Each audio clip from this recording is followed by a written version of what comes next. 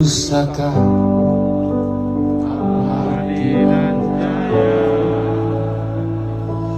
Indonesia sejak dulu kala tetap di puja-puja bangsa.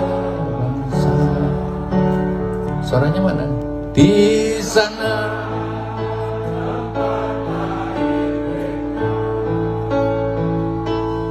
hiburan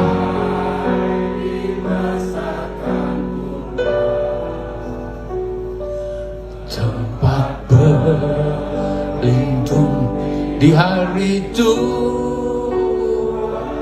sampai akhir menutup mata.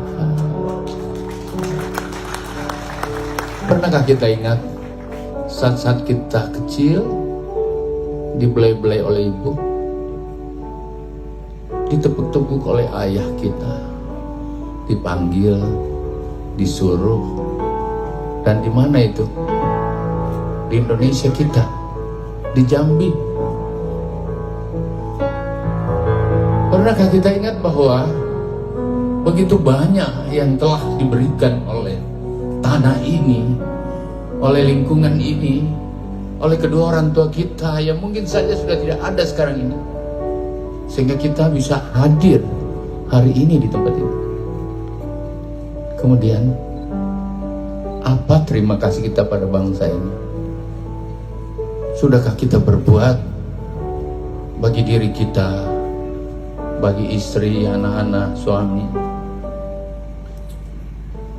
Mungkin kita udah gak miskin sampai mati, tapi betulkah anak-anak kita, cucu kita, menantu kita hidup bisa lebih baik dari kita hari ini?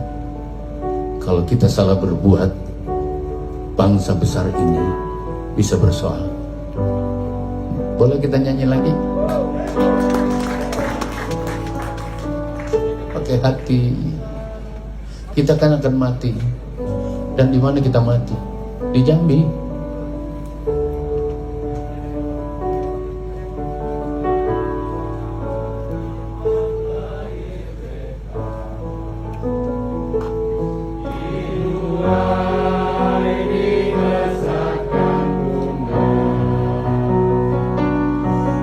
Tempat berlindung di hari itu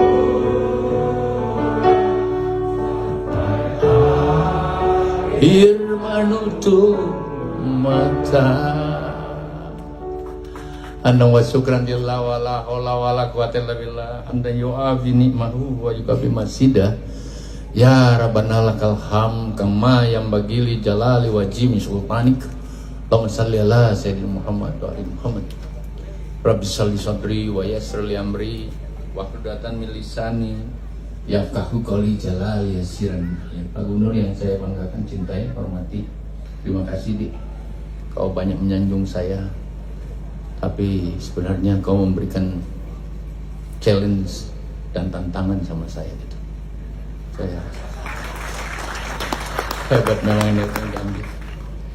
Pak Wakil Bupati Muaro Jambi, Pak Bambang, makasih dia, Pak Sekjen, Pak Dirjen, dan semua pejabat yang lain, forum koordinasi pimpinan daerah, provinsi maupun kabupaten, para pejabat lain, tokoh-tokoh masyarakat, stakeholder kementerian dan jajaran keluarga besar pertanian, para petani dan hadirin sekalian yang berbahagia.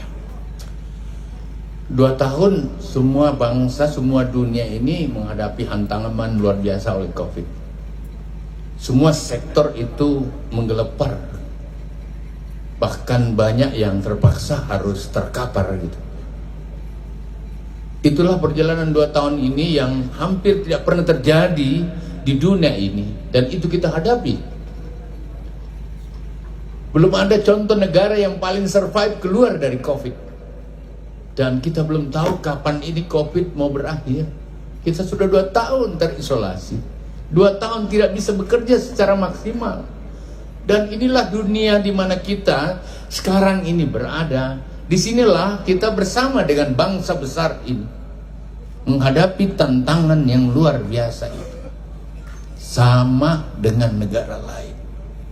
Amerika terseok-seok, Cina juga begitu, Uni Eropa, Uni Emirat Arab seperti itu, orang di Afrika apalagi. Jangan lupa, Indonesia itu negara keempat terbesar di dunia, saudara. Jadi kita ini bukan bangsa ecek-ecek. Di atas kita cuma Cina, di atas kita cuma Amerika, di atas kita cuma India. Sesudah itu Indonesia.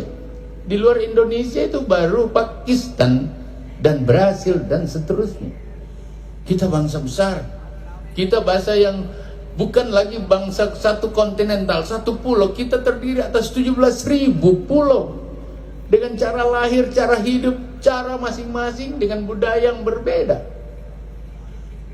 Dan di saat COVID seperti ini, 2 tahun tantangan itu, salah satu negara yang mampu keluar dengan baik menghadapi tantangan, walaupun penyelesaian COVID belum tuntas seluruhnya, adalah Indonesia.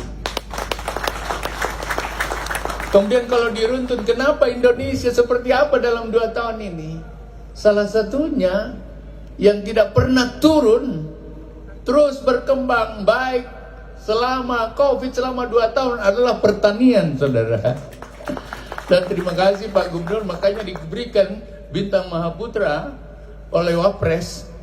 Katakanlah saya mendramatisasi sedikit Pak Gub, kamu dapat bintang yang terbaik. Hanya 5 gubernur yang berkontribusi cukup baik. Kenapa? Karena ekspor kita naik 15,4% di saat terjadi lock wilayah, lock negara. Dan salah satu penyumbang terbesar itu adalah Jambi, saudara. Makanya pujianmu bukan main-main, Bapak. Tapi itu kan belum selesai, Pak Gub. Kita belum selesai di dunia ini. Saya ketua G20 kemarin di bidang pertanian. Saya ketua AMAF, ya, Asian Minister Agriculture. Jadi seperti itulah, Bapak. Ternyata planet lagi rusak, bumi lagi rusak, terjadi global warming, terjadi climate change, terjadi anomali cuaca, terjadi gunung es yang lagi runtuh karena pemanasan yang ada, dan kemudian air permukaan naik, angin bertiup tidak jelas, membawa awan yang sangat luar biasa. Begitu hujan, begitu banjir, dan besok kita tidak melihat air seperti hari ini. Tantangan ini harus kita hadapi. Saya percaya 2 tantangan kita tantangan kurang lebih kita lewati, tantangan kedua harus dilewati, dan cara melewatinya adalah hadirkan pertanian. Karena ketahanan pangan lah yang membuat semua dimensi dan sektor lain bisa berjalan dengan baik. Adakah orang yang tidak butuh makan? Adakah kita tidak membutuhkan sebuah industri apa saja tanpa pertanian? Tidak.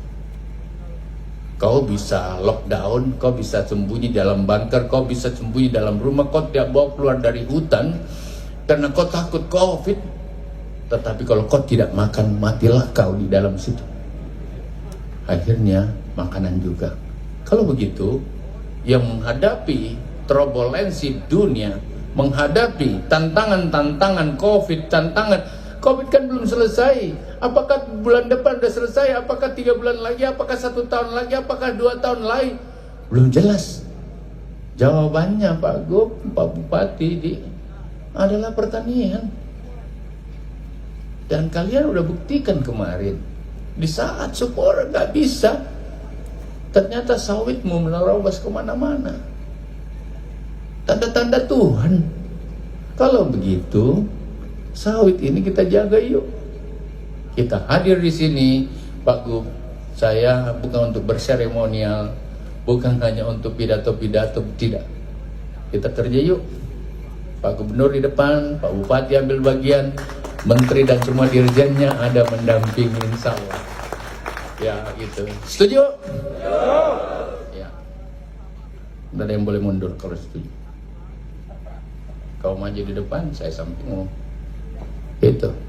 mohon bantuan Pak Kejati, adikku, mohon bantuan Pak Kapolres, Pak Kapolda, bantulah kita selamatkan Indonesia dari Jambi aja yuk, kita selamatkan Indonesia dari Papua yuk, kita selamatkan dari Indonesia. 273 juta orang, aku harus siapkan makannya Pak Gubernur 2 tahun. Mau apalah yang terjadi, makan rakyat harus siap. Ya Pak Dirjen. Siap, betul Pak. Aku udah 2 tahun nih nggak impor beras, ternyata bisa. Seperti yang saya bilang Pak Dirjen, Pak Go, yang penting mau dulu, semangat itu modal yang paling tinggi. Kalau kau mau dan kau semangat, ya kalau ada tantangan di depan kau tabrak itu. Saya biasa berpantun, bukan berpantun karena saya nggak tahu pantun Bapak. Saya orang Makassar, susah banget. Kalau kau mau gapai Pulau Harapan di balik Fata Morgana, kau mau melepas tambak perahu dari dermaga, kau mau menghadapi dan mengarungi samudra, menghadapi tantangan dan gelombang. Kalau ada gelombang menghadapmu, jangan bawa menyamping perahumu, hadapi gelombang itu dengan tenang. Tenggelam itu hanya ada dari takdir Tuhan. Kira-kira begitu lah, karena ini orang Makassar pakai perahu-perahu gitu loh. Oleh karena itu saya pahami Pak, ini kan targetnya Pak Bupati, Ibu Bupati, Wakil Bupati 4.000. Tantangannya Pak Gubernur sebanyak-banyaknya. Ya. Dan